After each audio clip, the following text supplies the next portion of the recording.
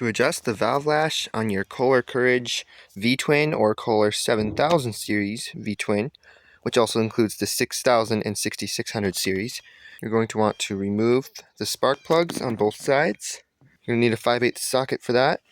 Then rotate the engine over to top dead center on the compression stroke. So you're going to see the valves going, and right now the exhaust just went. So now we're going to begin the intake stroke. You see the intake valve moving there.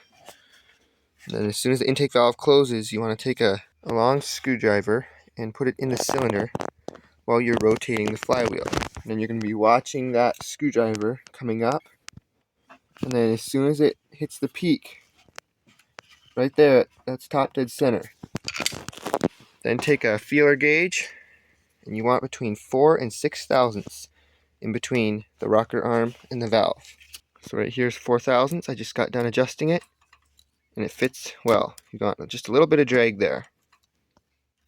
Exhaust one, perfect.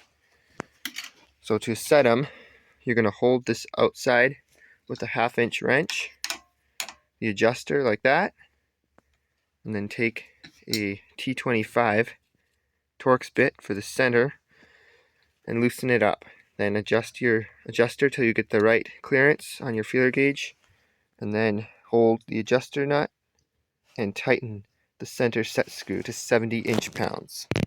Then rotate the engine over once, back to compression stroke, top dead center, and double check your clearances on both the intake and exhaust.